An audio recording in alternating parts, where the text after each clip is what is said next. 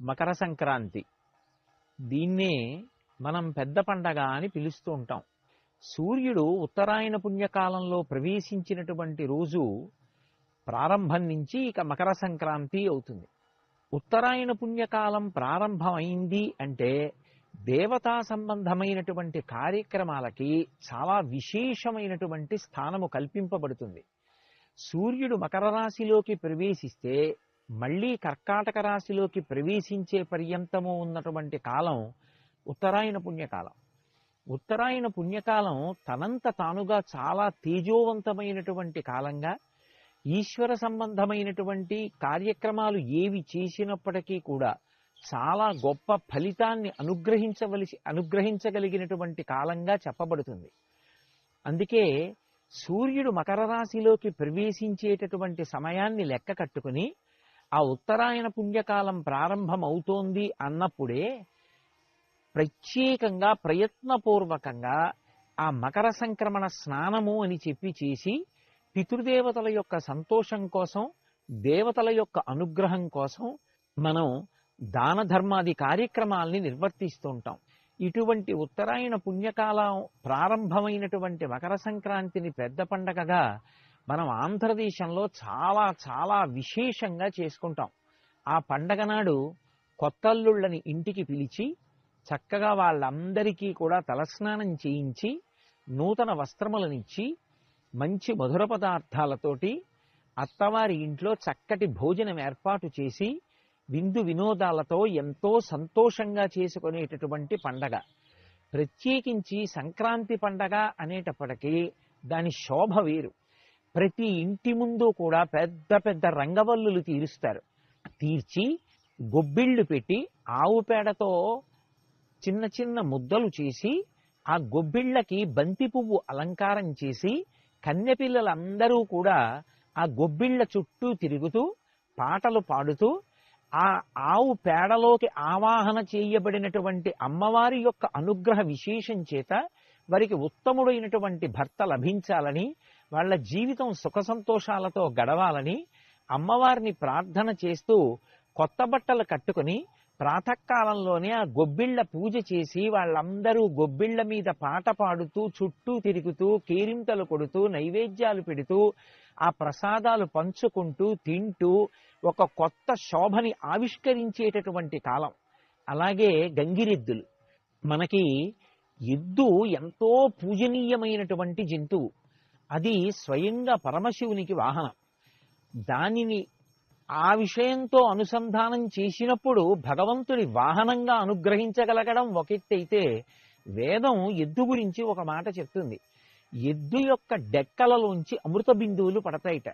వ్యవసాయం ప్రారంభం చేసే ముందు ఎద్దుని తీసుకొచ్చి దాని మెడ మీద నాగలి ఉంచి ఆ భూమిని దున్నినప్పుడు దాని యొక్క డెక్కలలోంచి పడినటువంటి అమృత బిందువుల చేత పవిత్రమైనటువంటి భూమిలోంచి వచ్చినటువంటి పంట ఏది ఉంటుందో ఆ పంట తేజోకారకం అవుతుంది.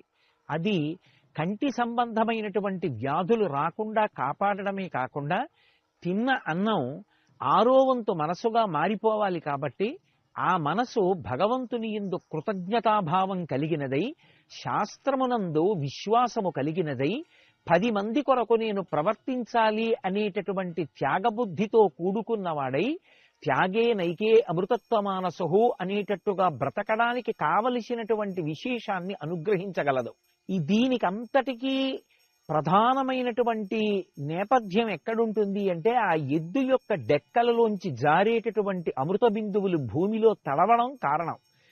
అందుకే ఏరువాక పౌర్ణమి అని ఎద్దుని నాగలి కట్టి దున్నించేటటువంటి కాలం పర్వమైతే, మనకి అలా అనుగ్రహించినటువంటి ఆ ఎద్దుని మళ్ళీ ప్రత్యేకంగా అలంకారం చేసి గంగిరెద్దులుగా ఇంటి ముందుకు తీసుకొస్తారు. మంగళప్రదమైనటువంటి వాక్కులను ఆ గంగిరెద్దు తీసుకొచ్చినటువంటి వ్యక్తి పలుకుతాడు. యజమాని వృద్ధిలోకి రావాలని, యజమాని కుటుంబం వృద్ధిలోకి రావాలని, ఎన్నో శుభ పరంపరలు కలగాలని అదే పనిగా మంగళవాక్కులు పలుకుతూ ఉంటాడు. ఆ మంగళవాక్కులు పలుకుతున్నటువంటి ఆ గంగిరెద్దుల వ్యక్తి దగ్గరికి వెళ్ళి మనకి తోచినది ఏదో ఒకటి ఇస్తే అతను ఆ పలికినటువంటి మంగళవాక్కులకు తీసుకొచ్చినటువంటి ఆ గంగిరెద్దు తల ఊపుతూ ఉంటుంది. అది తల ఊపడము అంటే ధర్మదేవత అంగీకరించినట్టు. దాని చేత ఆ ఇల్లు వృద్ధిలోకి వస్తుంది. ఆంధ్రదేశంలో ఈ గంగిరెద్దులు రావడం, గంగిరెద్దుని ఆడించడం, అది చూసి పిల్లలు మురిసిపోవడం, ఇదంతా కూడా పెద్ద పండగ అయినటువంటి మకర సంక్రమణంలో జరిగేటటువంటి ఒక గొప్ప విశేషం. అలాగే హరిదాసులు చేతిలో ఆ తంబురా పట్టుకుని హరినామ సంకీర్తనం చేస్తూ ఎడం వైపు ఒక పెద్ద జోలి నుంచుకుని, అలాగే తల మీద భిక్షాపాత్రని గొప్ప అమరికతో కట్టుకుంటారు. వాళ్ళు ఏ ఇంటి ముందు ఆగరు. నడిచి పెద్దగా కీర్తన చేస్తూ కుడి చేతిలో చిడతలు పట్టుకుని ఆ చిడతలు వాయిస్తూ వెళ్ళిపోతూ ఉంటారు. ఎంత పెద్ద కంఠంతో పాడతారో. వాళ్ళు హరినామ సంకీర్తనం చేసి వెళ్ళిపోతుంటే యజమాని తన బిడ్డల్ని పైకి పంపించి ప్రత్యేకంగా ఆ హరిదాసుని ఇంటికి ఆహ్వానిస్తారు.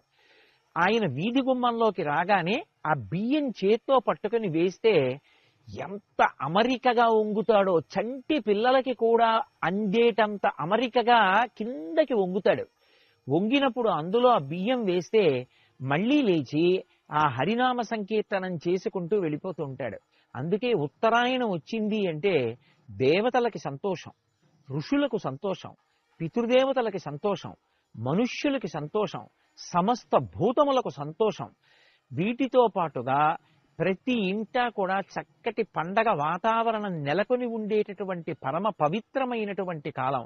ఉత్తరాయణ పుణ్యకాలం ప్రారంభమైంది అంటే సమస్త భూతములకు కూడా ఆరోగ్యము సిద్ధించడం ప్రారంభమవుతుంది. ఎందుచేత అంటే సూర్యుడు భూమికి దగ్గరగా దిగుతాడిక.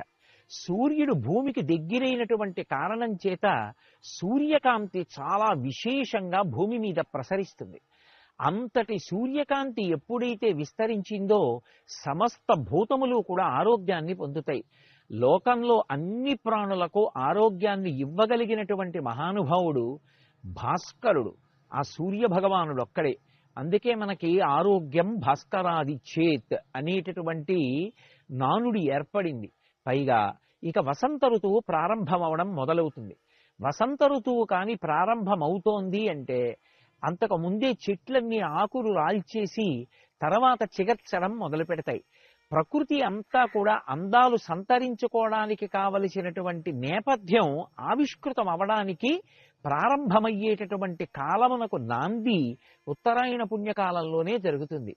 ఇన్ని రకాలుగా మనిషికి సమస్త భూతములకు కూడా కావలసినటువంటి విశేషమైనటువంటి ఆరోగ్యాన్ని ఇవ్వగలిగినటువంటి సూర్య తేజస్సు యొక్క ప్రసరణకు యోగ్యమైనటువంటి కాలము ఉత్తరాయణ పుణ్యకాలంలోనే జరుగుతుంది. ఆ ఉత్తరాయణ పుణ్యకాలం ప్రవేశించినటువంటి రోజు మకర సంక్రమణం. సూర్యుడు మకర రాశిలోకి ప్రవేశించినటువంటి పుణ్యకాలం. అటువంటి ఉత్తరాయణ పుణ్యకాల ప్రారంభ దినమై మకర సంక్రాంతి అయి అందరికీ కూడా అన్ని రకాలుగాను అనుగ్రహ ప్రసరణం చేసేటటువంటి ఈశ్వరుని యొక్క అనుగ్రహం విస్తృతంగా ప్రసరించేటటువంటి రోజు.